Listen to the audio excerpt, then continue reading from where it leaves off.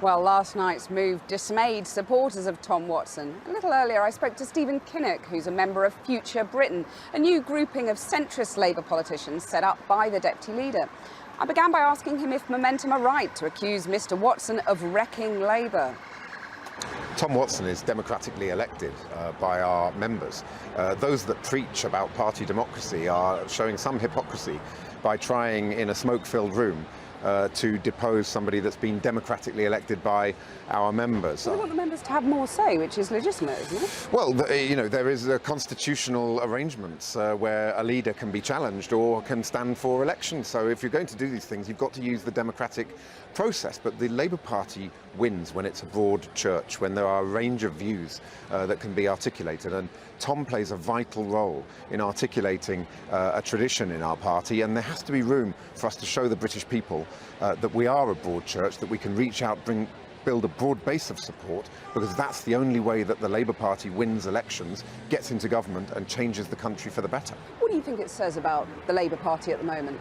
I think that it's a botched attempt, very amateurish, and I think that it doesn't really smack of a party that believes in democracy and in allowing a range of views to come forward at party conference, which is supposed to be when the Labour family comes together, when our community has a dialogue with the country and with itself. But it is a fight. It is effectively a party at war with itself.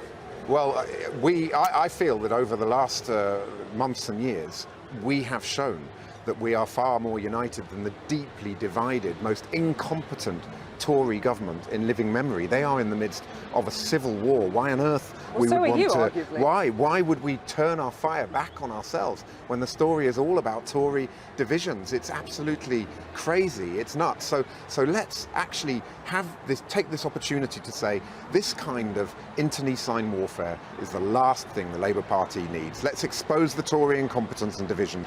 There is a theory that this whole row has been confected. It's a distraction from the real divisions over Brexit. You are considering supporting a Boris Johnson Brexit deal. Isn't that just giving him a free pass, giving him a lifeline?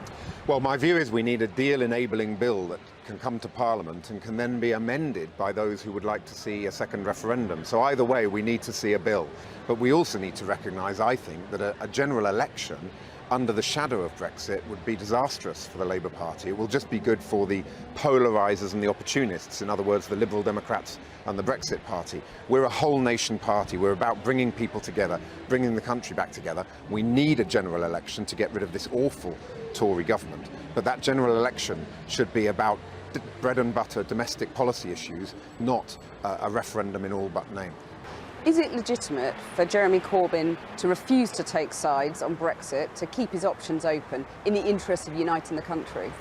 I think the big challenge with our current policy is that we're saying we would get a better deal, but then potentially campaign against it. I think the vast majority of our shadow cabinet have said they will campaign for Remain under any circumstances.